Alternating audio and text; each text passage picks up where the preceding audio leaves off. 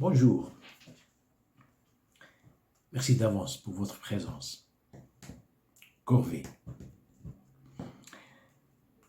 Il n'y a que du corvée aujourd'hui. À l'école, au travail, à la maison. Des fois, la corvée, elle vient de l'extérieur, c'est-à-dire elle est imposée sur nous. La plupart du temps. Et des fois, on est responsable. Des fois, à la maison, il y a une corvée à la maison. Si le père est autoritaire, si la femme est autoritaire, des fois sur les enfants, une personnalité, lorsqu'elle est comme ça, elle impose tout le temps.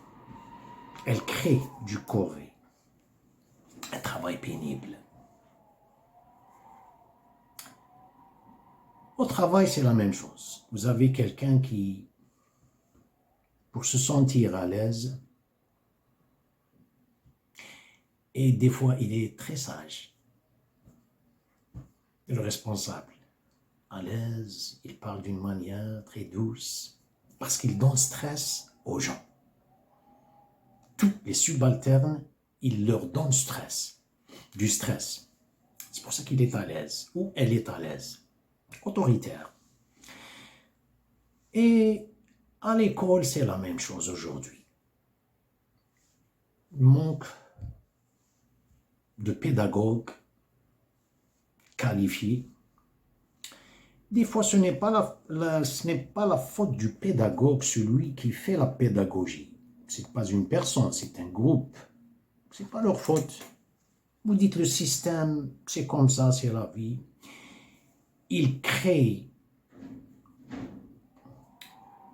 des modules qui peuvent causer par ailleurs du corvée. Vous allez demander à n'importe quel élève aujourd'hui, sincèrement, qu'est-ce que tu penses des études et tout ça? Ils vont vous dire c'est du corvée.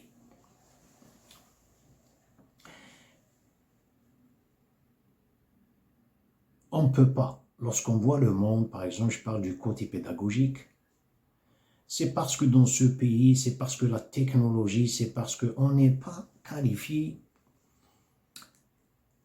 assez qualifié pour simplifier, pour décentraliser. On a peur.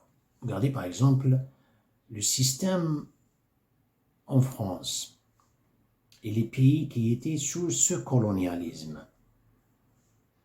Dans ce système, ils n'ont rien à voir, les enfants, avec leur future spécialité. Mais vous devez apprendre physique, chimie, la géographie, l'histoire, et vous devez comprendre. Il y en a le trop, c'est les enfants, comme vous les voyez. Aujourd'hui, ce n'est plus des élèves.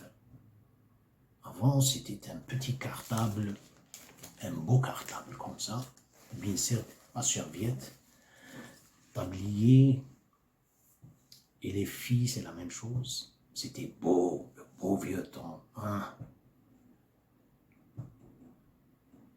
Aujourd'hui, non, sac à dos, c'est des soldats, c'est des parachutes. Et les livres volumineux, et apprendre. Saturation. Il n'y a pas assez d'espace pour imagination, pour penser. Non, vous n'êtes pas ici pour penser, vous êtes ici pour transporter les connaissances. Ce n'est pas pour être des connaisseurs. Il n'y a pas le pédagogue, comme il n'y a pas aussi les professeurs, comme il n'y a pas aussi les enseignants qui provoquent. Même s'ils sont qualifiés pour ça, il n'y a pas l'ouïe. Ça n'existe pas. Alors, il y a tout un monde qui transporte des connaissances, mais on n'a pas assez d'espace pour être des connaisseurs. On a un monde qui transporte l'intellectualisme, mais il n'y a pas un monde intellectuel. Et lorsque vous m'entendez, moi, quand je parle, avec des expressions répétitives, récitations et tout ça, vous pensez que je pense, alors que ce n'est pas quand je suis un perroquet. Le sujet, c'est pas à propos de la pédagogie. Il y en a quelques pays dans le monde, ce qui est le cas des pays scandinaves, le Japon, qui pensent à ça. Ils ont réduit le nombre d'heures, ils créent plus d'activités. On n'a pas ça dans les pays dans le monde. Parce que si le monde est comme ça, on doit suivre, on doit être des suivistes. Peu importe. Des fois pendant la réunion, conseil, je ne sais pas, on dit le conseil des professeurs, réunion, ils savent que l'élève, l'étudiant dans l'université n'a pas besoin de ça, Tous ces modules, ils savent, ils le savent, mais il n'y a pas le courage à partir du ministère ou à partir de je ne sais pas de quelle institution qui est responsable. Ils n'ont pas ce courage pour simplifier et laisser ce module de côté. Si l'élève s'intéresse après et veut faire une documentation par lui-même, mais il y a un espace, c'est-à-dire un espace pour penser, pour avoir cette imagination. Alors que l'univers est fait pour ça. Lorsque Dieu a adressé, c'est le premier verset dans le Coran, Iqra, vous le savez, Iqra, lis. Ça, c'est pas une lecture, hein? Attention, l'Arabie, on dit en arabe, lis ici, Iqra bismi rabbik, au nom. C'est pas Dieu, c'est-à-dire le nom de Dieu, c'est le nom de Dieu, c'est un autre nom. Al-Mu'arabbi, celui qui vous prend à partir d'une étape vers une autre étape, et l'autre étape, c'est des étapes dans la vie illimitées. Iqra bismi rabbik. Ce n'est pas mon sujet, je répète. Corvée, mon Dieu, il n'y a que du corvée. Mais qu'est-ce que vous en dites lorsque, comme on dit aujourd'hui, on dit il se noie dans un verre d'eau? Bon, parce qu'il peut-être il est perdu ou elle est perdue, on dit il se noie dans un verre d'eau. Car il y a un verre. Justement, comment éliminer le verre? Et comment éliminer cette eau? Le fardeau est très profond. Le pénible est très profond. Ce n'est pas juste comme ça. On est en train de caresser les connaissances. On n'est pas en train de voir la source. Car revenons au temps. Quand on parle du temps, nous avons le temps de la routine. Nous avons le temps du quotidien. Nous avons le temps de l'hebdomadaire. Nous avons le temps des traditions. Nous avons le temps des coutumes.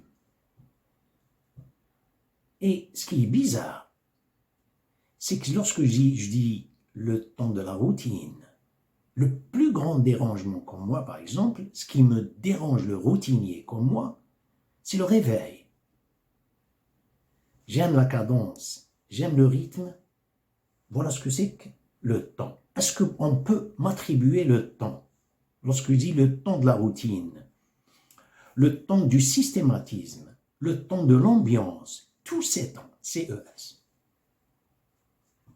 ne sont pas ces temps. SES. Ce temps est un fardeau. Nous avons le contenant et nous avons le contenu. Quand on parle de contenant, on parle du domestique avec frontières, cerné par frontières, une limite. On voit un terrain avec frontières, c'est-à-dire voici où sont les limites. Ensuite, qu'est-ce qu'il y a? On va faire une structure, on va fonder quelque chose là-bas.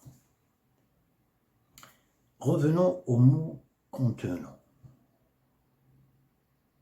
Quand il y a quelque chose plus dans le contenu, plus que le contenant, qu'est-ce que ça va causer? Ça va causer un encombrement. ça va causer un fardeau, ça va causer une saturation. On vit dans un monde avec un système qui est comme ça. C'est un système systématique. Quand on dit systématique, le circuit va toucher notre cerveau, le systématisme, c'est-à-dire notre cerveau devient la même chose. Je ne peux pas fuir. J'ai donné quelques notions sur la pédagogie, comment elle est complexe et tout ça, mais vous n'allez pas changer la pédagogie, vous êtes un élève, moi je ne peux pas changer. Je travaille dans un travail juste. Est-ce que je peux changer le contenant? Le contenu est comme ça. Le contenu, on a ce qu'on appelle si je parle de contenu, je parle du cerveau, c'est-à-dire l'inné.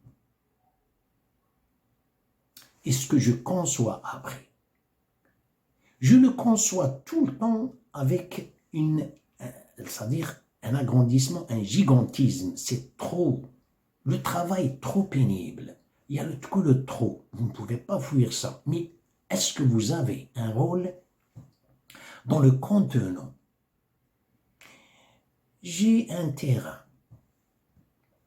Comment pourriez-vous changer ce terrain? Vous parlez de structure que vous allez, l'ouvrage que vous allez construire là-bas. Comment tâter un terrain?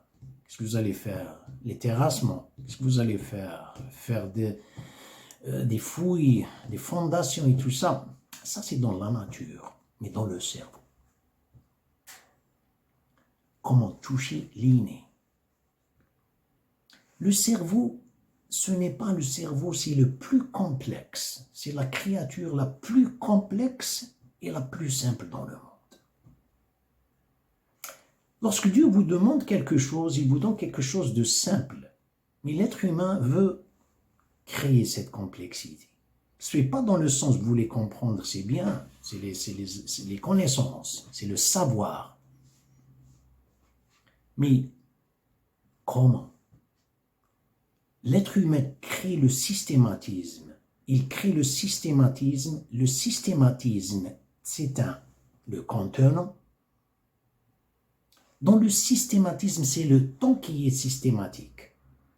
Ce qui vient après, lorsqu'il conçoit, il devient un fardeau. Mais comment liquider le systématisme? Dans le sens liquide, il devient, ça y est, il se libère.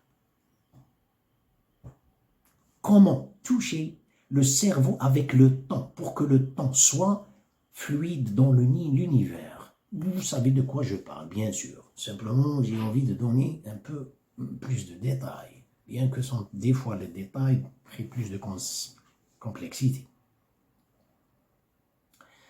Je vais donner un hadith Qudsi. Je le donne souvent. Lorsque Dieu a créé la terre a commencé à bousculer. Regardez. Ensuite, Dieu a créé les montagnes pour la stabiliser.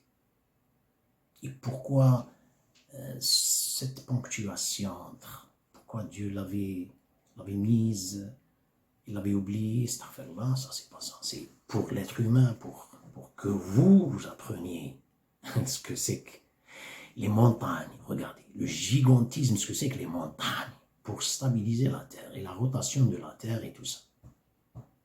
Les anges lui ont demandé, bien sûr, par une inspiration divine, lui ont demandé, Dieu, est-ce que vous avez créé quelque chose plus efficace que les montagnes? Il leur a dit, oui, le fer.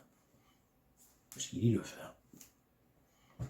Justement, lorsque vous prenez, vous allez, l'excavation de la terre et tout ça, le raffinement et tout ça, vous allez trouver le fer. Ils lui ont demandé encore, notre Seigneur, est-ce que vous avez créé quelque chose de plus efficace que le fer? Il leur a dit oui, le feu.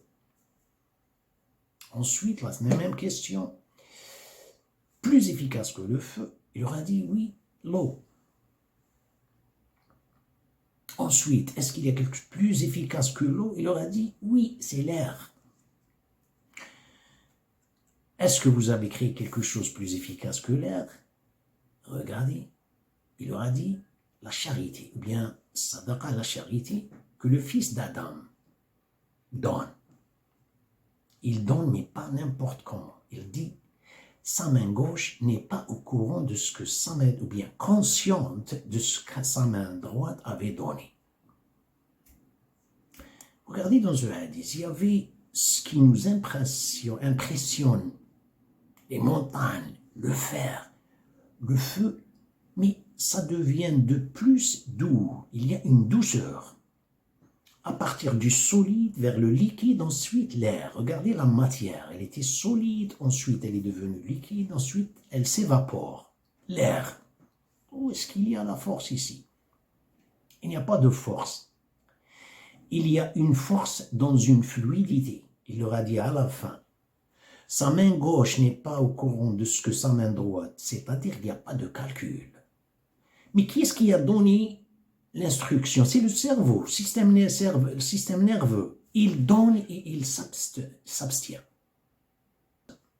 Que Dieu vous protège et à la prochaine.